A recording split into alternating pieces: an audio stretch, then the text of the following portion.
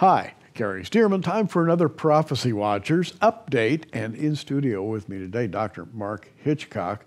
He's a pastor at a wonderful church. And tell everybody about your church and your pastorate and your interests, because we're going to be talking about Mark's latest book. It's called Can We Still Believe in the Rapture, plus some other things. Yes, I've been the pastor at Faith Bible Church in Edmond, Oklahoma. This next fall will be 27 years. Wow. My wife and I have been there and raised our boys there. It's a great place, great church, wonderful people there. They've just been a blessing to us all these years. So And you teach the Bible. we teach the Bible. Yes, right now we're going through the Book of Nehemiah. So we take books of the Bible. I'll do a little topical studies here and there, but we go through books of the Bible a lot. So we're looking at Nehemiah, which is really fascinating right now. I was just thinking the other day, Nehemiah in 444 BC was rebuilding Jerusalem. Had all these opponents that didn't want him doing it. Sanballat, Tobiah. Oh, yeah. And here we have now today on the news is Jerusalem. Jerusalem's named the capital, of Israel. Yeah. And you got President Trump's moved the embassy there, and you have all the enemies and opponents coming out. So here we are 2,400 years later. Some things never change. Same thing. So the Bible's pretty up to date, So. It is indeed. Mark has written this book, Can We Still Believe in the Rapture? And you say to yourself, what, another rapture book? Who needs that? Well, this is not just another rapture book. This is answering specific arguments that have come up just recently. This is kind of an ongoing debate, Right. and you have to sort of freshen your defense of the rapture as time goes by, and I think you've done a great job in this book. Good. Well, thank you. Ed Heinsohn helped me write the book, and he's a great writer, great thinker. We had a really good time collaborating together. Wonderful. But yeah, there's a lot of arguments that have been out there for a long time, but a lot of these have been, kind of brought up again and given new life by more recent scholars. So what we wanted to do in the book, and again, it's not a real heavy scholarly book. We've got a lot of footnotes and endnotes. A lot of that's there, but we want people to understand, look, here's the arguments against the view, but here's the arguments in favor of this view. And there are really strong arguments. I mean, again, a lot of people think this is just kind of tabloid Christianity. It's just left behind. It's kind of some fictional thing about the rapture. But, the Bible doesn't really have anything to say about it. We want people to know that's not true. There are historical arguments for the rapture. There's been some incorrect historical arguments used against the rapture. People will say, it just started in 1830 with Jay and Darby. It's recent. It's this novel view that, really we shouldn't give any credence to because it just came about, 1,800 years after the New Testament. There's a lot of evidence now that pre-trib rapture has appeared much, much earlier than that. And so we just want people to understand those arguments, understand those points. Again, just because the rapture was talked about before 1830 doesn't prove it's true, but it does prove that the argument that's been used, that it's new, is not a valid argument anymore. So we want to present those kinds of things to a new generation. A lot of young people don't really ever think about the rapture. They don't believe in it. A lot of the Reformed theology that a lot of the younger people are being influenced by, which has a lot of wonderful things in it, but their view of end times often and the rapture is to basically negate that. And so we want to try to revive this understanding, especially among a younger generation of Christians. If you'd like to read a really logical, and I think it's a pleasant read, that is to say, it's not heavy. You can just go right through it.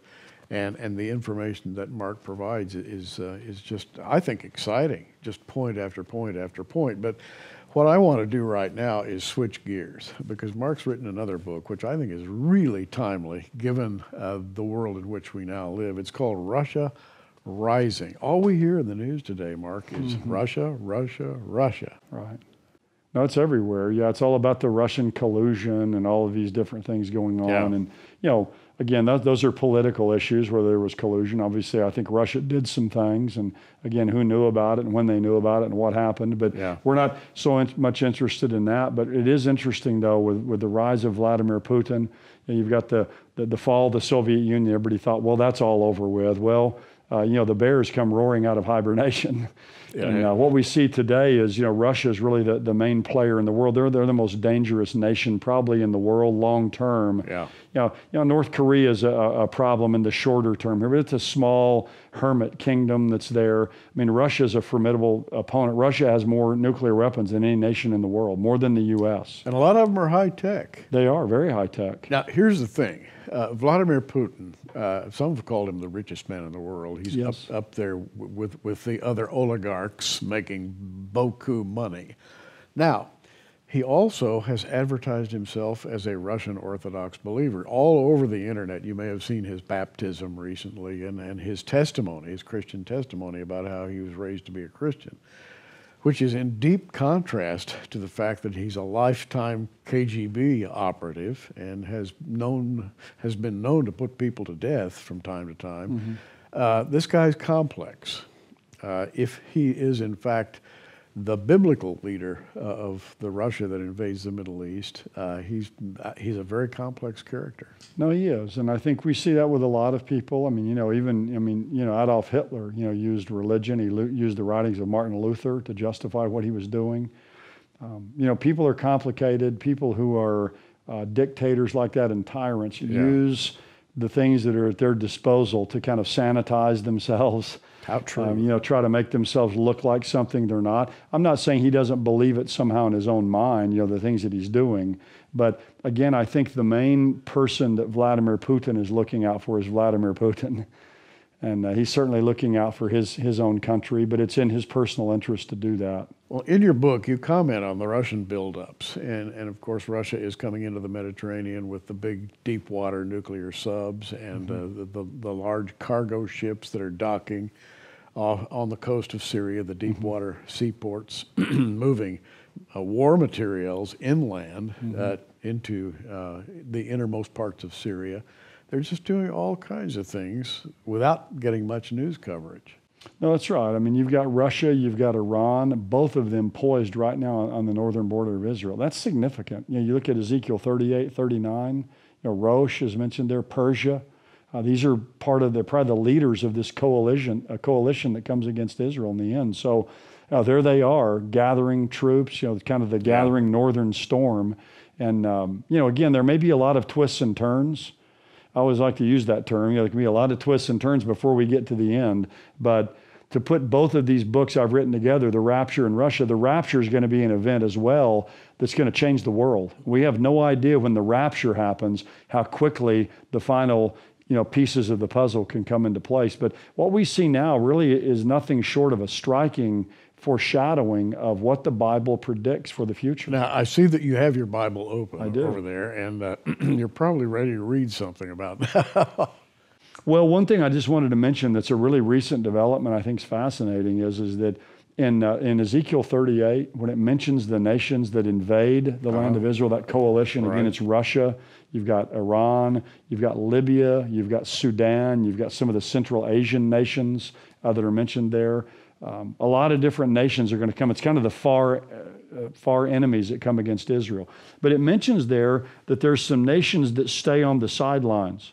And these nations that are mentioned are Sheba, Dedan, and the young lions, or some say the merchants of Tarshish. And they make a lame protest about these nations that are invading. So they're not part of the invasion, they protest it. Now, they don't do much to help, but they protest. What's fascinating is Sheba, Dedan, that area is the area of Saudi Arabia, Yemen, kind of these more conservative, more traditional Gulf states. And Saudi Arabia, just here recently, I mean, they're very opposed to Iran, and they're actually making overtures now to Israel, saying that they believe in Israel's right to exist and to be a Jewish state. I mean, that's unheard of. They have a young sheik. They do. And he's a very, I think he fancies himself as a new thinker. Right, a little more progressive. More progressive. But here you have Saudi Arabia making statements like that, and Sheba and Dedan are these nations that will be on the sidelines. They won't join the invasion of Israel. They'll be on the sidelines and be protesting that. So I think what's happened recently in Saudi Arabia really is an interesting piece to the puzzle. And what they're doing, as depicted in Ezekiel 38:13, is asking a question. Right. When this invasion force comes, they're essentially saying, what are you doing? Right. Have you come to take booty and treasure? Or what do you have in mind? Which sort of tells you that these ancient tribes are going to be in the dark about what's really going on. Right.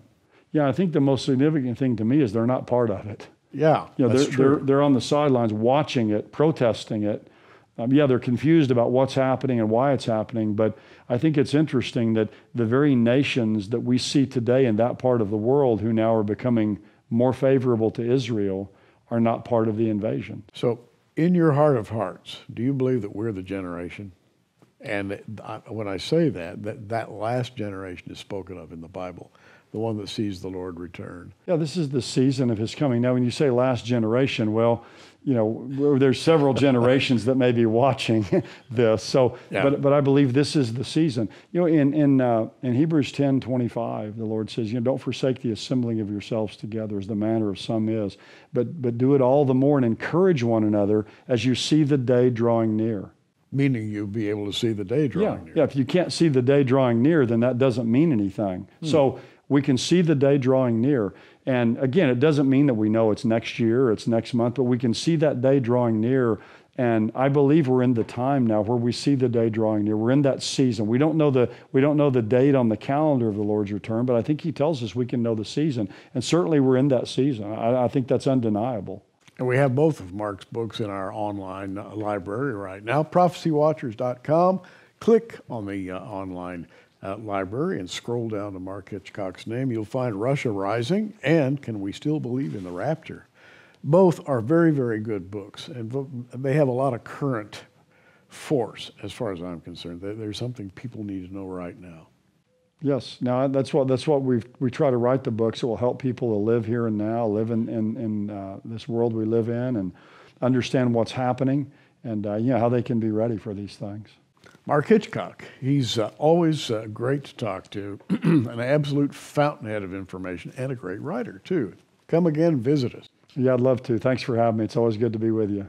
Good to have you here. I'm Gary Stearman. Hey, keep watching. We are. Thanks for joining us on Prophecy Watchers. You can find us on the web at prophecywatchers.com, where you can sign up for our free email newsletter, or follow us at facebook.com/prophecywatchers. In the meantime, keep watching, everybody, and we'll see you soon.